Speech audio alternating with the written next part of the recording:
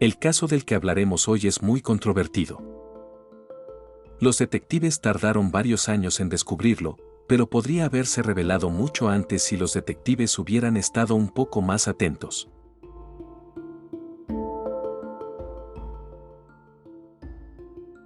La historia comienza en Warwick, Rhode Island. Esta ciudad y sus alrededores están llenos de parques verdes, hermosas playas y montañas altas. Por esta razón, no es de extrañar que Warwick esté lleno de diferentes compañías deportivas que venden equipos para turistas y locales. Una de estas empresas es Alpine Ski Dive Shop. Es una tienda de equipamiento deportivo.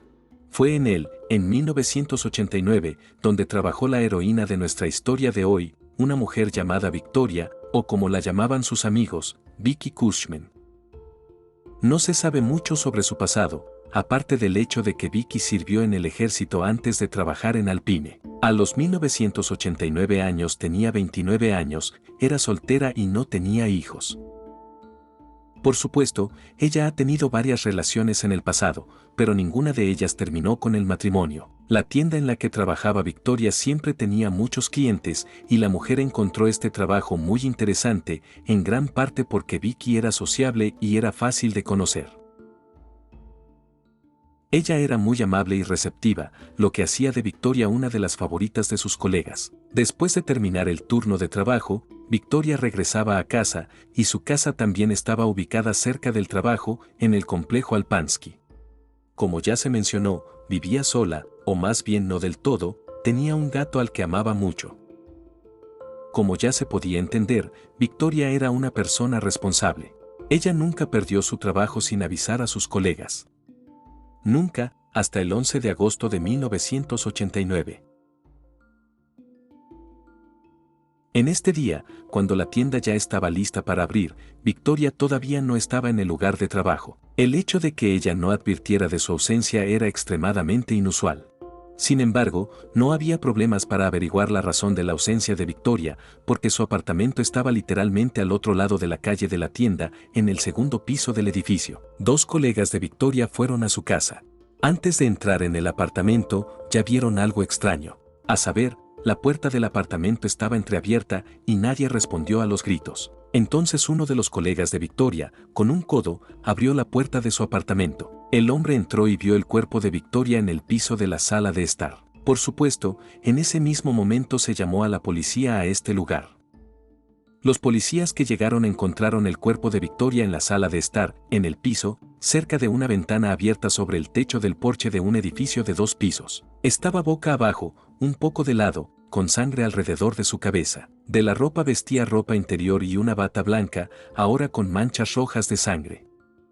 También junto al cuerpo de la mujer yacía un extintor de incendios y un par de guantes amarillos. En una inspección superficial, los policías notaron pequeños rasguños en el bajante adyacente a la casa. Esta tubería estaba justo arriba del techo del porche, sobre el cual se encontró una ventana abierta, la ventana donde estaba el cuerpo de Victoria. Por cierto, era la única ventana abierta en la casa. La hierba en el suelo, cerca de la bajante, estaba un poco arrugada. Todo esto sugiere que el caso podría haber sido un robo fallido. Por ejemplo, el ladrón subió por una tubería al techo del porche, y desde allí intentó ingresar a la casa a través de una ventana abierta, pero inesperadamente se encontró con Victoria allí, como resultado de lo cual la mató. Sin embargo, junto al cuerpo de la mujer se encontró su bolso, estaba abierto, pero tanto el bolso como su contenido estaban intactos. Además, otros objetos de valor en el apartamento también estaban en su lugar, por lo que el robo era una versión muy dudosa. Algunas cosas adicionales que podrían aclarar lo sucedido podrían haber sido encontradas por los peritos médicos al examinar el cuerpo de la víctima. Por ejemplo, en la garganta de la víctima se encontraron algunas marcas que indicaban que alguien la había estrangulado antes de morir. Bueno, Victoria murió, según los expertos, de golpes con algún objeto en la cabeza. Lo más probable es que fuera un extintor de incendios encontrado cerca de su cuerpo. La muerte se produjo supuestamente entre las 10 de la noche del 10 de agosto y las 3 de la mañana del 11 de agosto. Dicho esto, es muy importante tener en cuenta que el cuerpo de Victoria no mostró signos de agresión sexual. Desafortunadamente para los familiares y amigos de Victoria Cushman, Las pruebas y huellas encontradas en la escena del crimen no permitieron a los detectives identificar a un sospechoso en particular, un sospechoso en torno al cual se podría desarrollar este caso. Pero todo cambió 2 años después de la muerte de Victoria Cushman. En 1991, el caso de Victoria Cushman fue trasladado a otro departamento de policía. Otros investigadores comenzaron a trabajar en él y se sorprendieron un poco por lo que leyeron en los informes de sus colegas. Al final resultó que, en este punto, algunas de las pruebas encontradas en la escena del crimen, por alguna razón, fueron destruidas. Se encontró un rastro de sangre en la ventana del apartamento de la víctima, pero por razones inexplicables, esta sangre no se tomó para el análisis de ADN. Al igual que la ropa de la víctima nunca fue enviada a la investigación y de hecho, también podría haber encontrado el ADN del atacante. Además, se encontraron huellas dactilares en el apartamento. Los detectives que llevaron a cabo la investigación inicial pasaron mucho tiempo comparando estas huellas con las de las personas que sospechaban. Sin embargo, los detectives no se molestaron en comparar estas huellas con las de Victoria, que fue asesinada y después de todo, pertenecían a ella. Por lo tanto, parecía que la investigación inicial, por alguna razón, se llevó a cabo de manera muy negligente. Pero eso no es todo. Un nuevo equipo de detectives llegó a la conclusión de que la suposición de sus colegas en la investigación inicial de que el criminal entró en el apartamento a través de una ventana es errónea. Si recuerdas, hablamos de que Victoria tenía un gato. Entonces, todos los amigos de la asesinada dijeron en una voz que Victoria temía que escapara, por lo que nunca abrió las ventanas y solo era posible abrir la ventana de la casa desde adentro. Por lo tanto, el nuevo equipo de detectives concluyó que el delincuente aún ingresó a la casa a través de la puerta principal. Al mismo tiempo, a juzgar por el hecho de que no había signos de robo en la casa, Victoria lo dejó entrar. Una vez dentro, el delincuente mató a Victoria y ya había abandonado la casa a través de una ventana, simulando así la entrada a la casa a través de una ventana. ¿De qué podría hablar? Sí, lo más probable es que Victoria conociera a su asesino, ya que ella misma lo dejó entrar en el apartamento por la puerta principal. Y el hecho de que la mujer no tuviera heridas en sus brazos, lo que es típico de los casos en que la víctima intenta defenderse del agresor, solo confirmó este hecho. Es decir, Victoria simplemente no esperaba un ataque de la persona que la mató. Resulta que el asesino era un conocido de Victoria, pero lo que más llamó la atención en los informes es que la policía en la investigación inicial hace 2 años todavía tenía un sospechoso claro. Se trata de un hombre llamado Scott Orno. ¿Quién es él y cómo llegó a ser sospechoso? Bueno, por increíble que parezca, el sospechoso Scott Orno era un oficial de policía, un hombre casado que crió a una hija pequeña con su esposa. Y bajo sospecha, cayó después de que se encontró un sobre en el apartamento de la asesinada Vicky, que tenía su nombre y dentro del sobre había una carta. El contenido de esta carta no dejaba dudas de que Victoria tenía fuertes sentimientos por Scott Ornav. Scott, sé lo difícil que es esta situación para ti. Como dijiste, un gran dilema. Me gustaría ser una persona lo suficientemente fuerte como para decir, tus intereses están por encima de todo. Te dejo ir fácilmente. Pero no puedo. Me estoy divirtiendo mucho contigo, siempre me haces reír. Me siento como $1.000.000 cuando estoy contigo, y cada vez que te miro, mis rodillas se debilitan, mi cuerpo entero se pone de piel de gallina y necesito toda la fuerza de voluntad para no atacarte de inmediato. Pienso en ti tan pronto como me despierto y eres mi último pensamiento cuando baja la cabeza para dormir. Durante el día, quiero que llames o entres, y mi día no se siente completo hasta que te vea. Me encanta besar tus manos. Me encanta acariciar tu cuello y tus orejas. Creo que tu cuerpo es genial y me encanta tocarlo, pasar las manos por cada centímetro de él.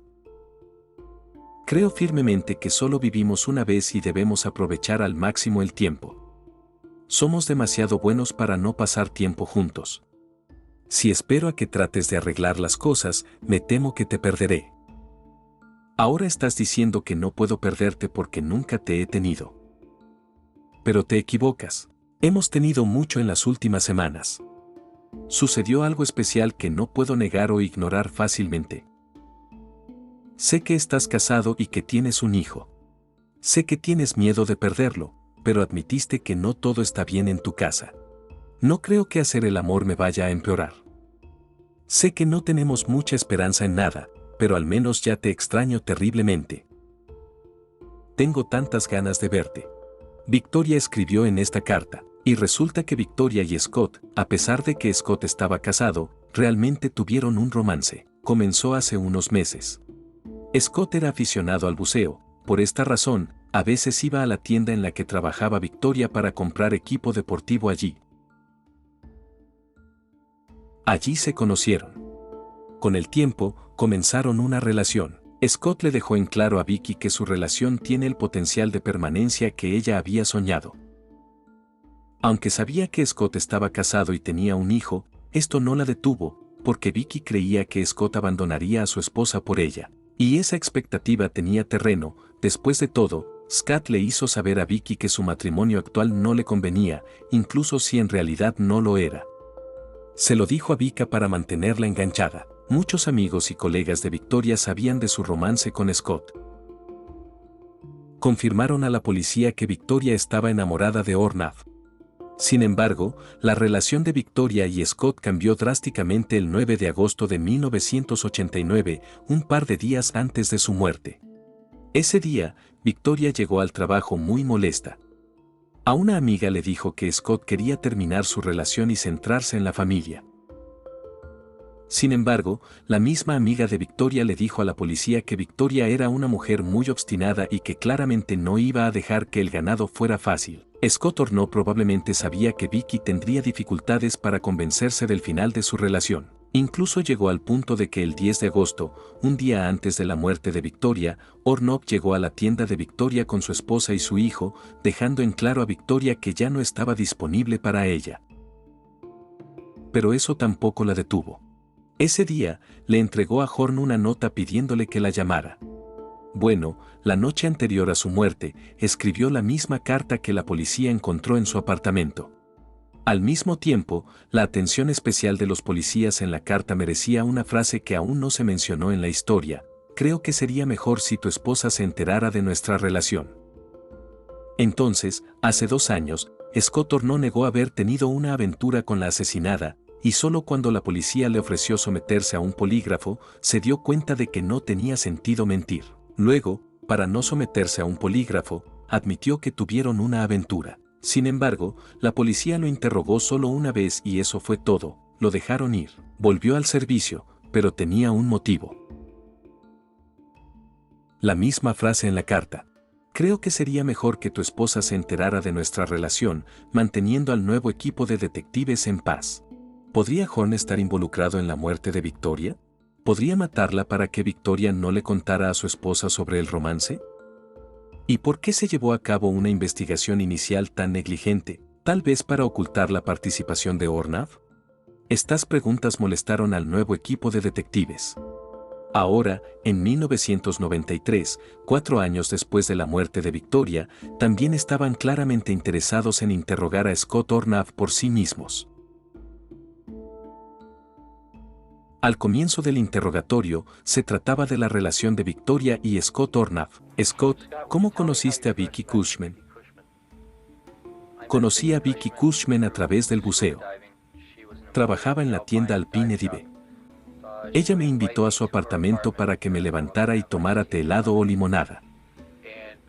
¿Aceptaste su invitación? Sí, lo tengo. Ornav dijo que cuando sugirió a Victoria que se separara, ella, a su entender, aceptó la noticia con normalidad. ¿Está molesta por eso? Vi que estaba un poco molesta, pero ¿estaba llorando? No. A continuación, el interrogatorio pasó a donde Horn estaba la noche del asesinato. Al final resultó que, en ese momento, estaba en una fiesta en la que había muchos otros oficiales de policía. ¿Recuerdas esa fiesta en particular? Sí, lo recuerdo. ¿La recuerdas bien? En algunos lugares, sí. Esto sucedió hace 3 años. Los detectives estaban particularmente interesados en aclarar a qué hora Horn dejó la fiesta. Yo diría que fue en el medio. Esto es solo una suposición, entre 10 y 11. Lo haría. Yo diría que en algún lugar cerca de las 11. Según Ornav, su hermano lo llevó a su casa, pero Ornav casi de inmediato se apresuró a regresar, ya que, según sus palabras, había olvidado algunas cintas de audio en la fiesta. Esto fue cierto. Ornov abandonó la fiesta alrededor de las 11 de la noche y regresó a ella al comienzo de la segunda noche, pero según el testimonio de las personas que estaban en la fiesta, Horn la dejó de buen humor. Era muy sociable.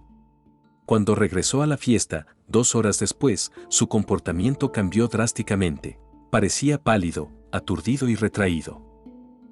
Permaneció en la fiesta durante unos 15 minutos, tomó algunas cintas y se fue. Así que Ornov no tenía coartada para las 2 horas que estuvo fuera de la fiesta.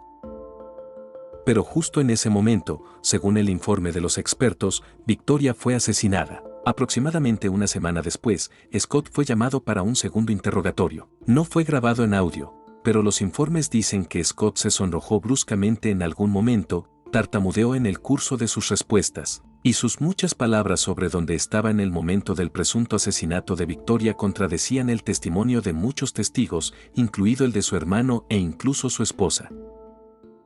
El comportamiento de Ornov, las inconsistencias en su testimonio, las contradicciones de su testimonio en el testimonio de los testigos finalmente llevaron al hecho de que Scott Ornov fue acusado de asesinato en primer grado por Victoria Cushman.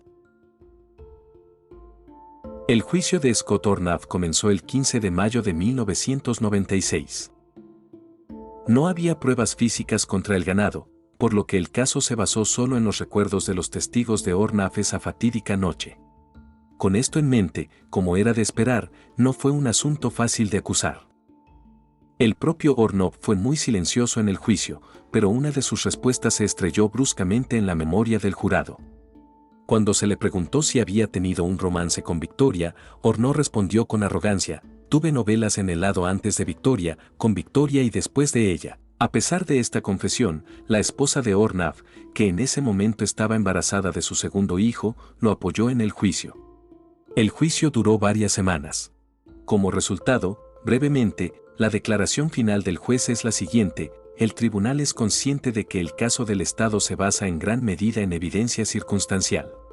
Pero la ley también deja en claro que el Estado puede demostrar que tiene razón sobre la base de evidencia circunstancial. La mayor parte del testimonio de la defensa depende de la evaluación de la credibilidad del testimonio de los testigos. Evaluar la credibilidad del testimonio de los testigos es una tarea típica para un jurado. El jurado consideró que el testimonio judicial de David Ornov Irán de Ornov, el hermano y la esposa de Scott Ornov, así como el testimonio de Scott Ornov ante el jurado y las explicaciones anteriores, eran absolutamente poco creíbles.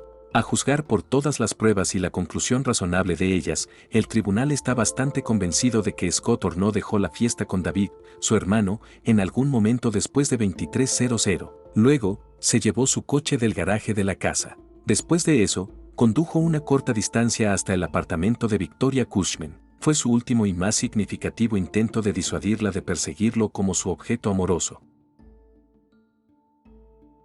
Él creía que ella representaba un grave peligro que podría poner en peligro su matrimonio y costarle un trabajo. En resumen, Ornov temía que exponer su relación con Victoria, como confesó al detective durante el interrogatorio, pudiera arruinar su vida. O Ornov entró en el apartamento de Victoria o ella le abrió voluntariamente la puerta. Obviamente, hubo una confrontación desagradable. Luego, él la derrotó y ella, aturdida, cayó al suelo. Después de eso, la golpeó hasta la muerte con un extintor de incendio cercano. Si se puso guantes de cocina antes o después de matarla no importa. Sí, como señalaron los expertos, Victoria estaba inconsciente o lo suficientemente aturdida. Ornov definitivamente tuvo tiempo de ponérselos antes de dar golpes mortales. Bien podría ser que Horn se pusiera los guantes después de golpear a Victoria hasta la muerte y luego limpiar el extintor de incendios. En resumen, no importa mucho cuando Horn se pone los guantes. Lo importante es que se los puso porque, como detective, entendía demasiado bien el poder probatorio de las huellas dactilares y la evidencia forense, y porque sabía que terminaría en el centro de las sospechas debido a su relación con Victoria Cushman. Simplemente no podía permitirse el lujo de dejar ninguna evidencia. Tratando de evitar sospechas, luego se apresuró a organizar una puesta en escena. Trató de dar la impresión de que un delincuente desconocido intentó robar el apartamento y mató a un ocupante imprevisto. Sin embargo, la evidencia que se presentó en el juicio disipó convincentemente esta estratagema insostenible e inevitablemente condujo a Scott Horn. Como no es difícil adivinar por lo anterior, Scott Horn fue declarado culpable de asesinato en primer grado por Victoria Cushman. Fue condenado a cadena perpetua. Ese mismo día, fue enviado a la prisión de Rhode Island. A los 2000 años, Scott Horn había estado en prisión durante 5 años. Su esposa, 3 años después de la sentencia, se divorció de él. Ella dejó de visitarlo y, con ello, por supuesto, dejó de traerle hijos. Fue en esta etapa, en el año 2002, que se produjo un giro inesperado en esta historia. La policía de Wark, la ciudad donde Victoria Cushman fue asesinada, recibió una llamada de un hombre llamado Todd Berry. Era un carpintero de 45 años, un esposo ejemplar y padre de 2 hijos que nunca tuvo ningún problema con la ley. Dijo que quería confesarle algo a la policía. ¿Quería confesar un asesinato que ocurrió alrededor de 1989? Sí. No se trataba de un crimen sin resolver. Ese Berry quería confesar un caso que había sido oficialmente cerrado hace mucho tiempo. La víctima es Victoria Cushman, ¿verdad? Sí. Bien, los detectives eran escépticos sobre la confesión de Todd Berry. La primera hora del interrogatorio fue sobre la relación de Victoria y Todd. Entonces, ¿has tenido citas? ¿Alguna cita tradicional? Sí, cena, bebida y todo eso. Y luego se convirtió en una relación sexual. Sí. Todd reveló que ella y Victoria habían sido pareja por un tiempo, pero los detectives todavía tenían poca fe en su historia. En última instancia, hizo que Todd se enojara. No es una broma que maté a Vicky Cushman, claro, nadie dice que sea una broma. Tomemos un descanso. Vamos, Todd. A Vicky le pasó algo terrible. Ella murió, yo la maté. Nunca quise matar a esa chica. Nunca en mi vida. Berry dijo que la noche del 10 de agosto de 1989, un par de meses después de que su relación con Victoria terminara, se sentó a beber en un bar y también consumió marihuana esa noche. Dijo que fue a la casa de Victoria, pero no pudo explicar por qué. Dijo que quería hablar con ella de algo. No se asustó.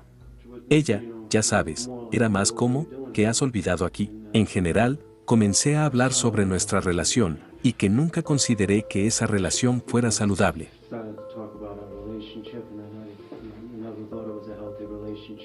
Y luego empezó a hablar de ese policía. Durante la conversación, Victoria le dijo a Todd que ahora está saliendo con un oficial de policía. Por supuesto, se refería a Scott Horn. Dijo que Scott dejaría a su familia por ella.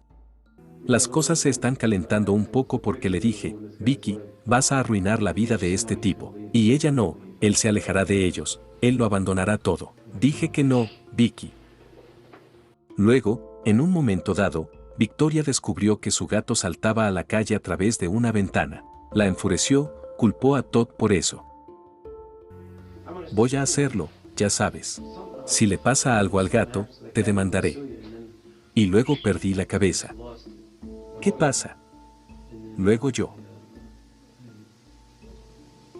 Salté. Solo la he atacado. Salté sobre ella y... ¿La tienes? ¿La patearon? No, no pateé. ¿Le pegaron? No, no lo hice. ¿Qué hiciste? La estrangulé. Recuerdo haberla estrangulado. ¿Qué pasó después?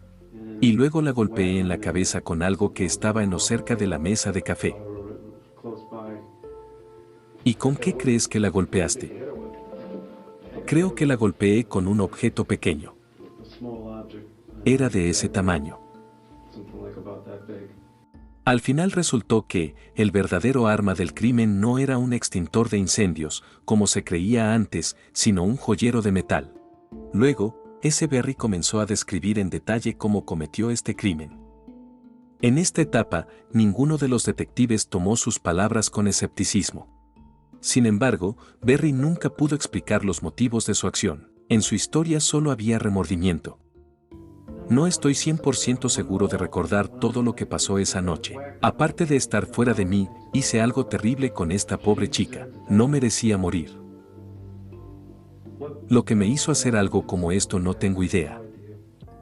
Y todos estos años me escondí, y luego este tipo terminó en la cárcel. Y no hay una maldita razón para que esté en la cárcel, estoy libre. Ese mismo día, Berry fue arrestado. Ese Berry ahora está arrestado por el asesinato de Vicky Cushman en el año 89. Esto significa que Jeffrey Scott Cornell ahora resulta ser inocente. Creo que todos estaban en shock. No se puede decir exactamente qué hizo que Todd Berry se declarara culpable, el dolor de conciencia por el asesinato o el dolor de conciencia por el hecho de que una persona inocente estuviera en prisión. Pero de todos modos, si no fuera por su confesión voluntaria, Skouson todavía, y en este punto ya habría sido el 27º año de su encarcelamiento, habría seguido cumpliendo condena por un crimen que no cometió. El 4 de noviembre de 2002, Taz Berry fue declarado culpable del asesinato en primer grado de Victoria Cushman. Fue condenado a 30 años de prisión. Sin embargo, a los 2025 años tiene derecho a solicitar la libertad anticipada. En cuanto a Scott Ornaff, fue puesto en libertad 4 meses después de ser condenado por Berry, en enero de 2003.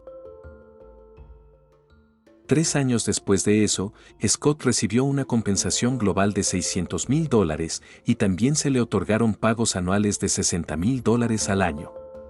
En este punto, él es activo en público con su historia, y también ayuda a las personas que considera inocentes condenados.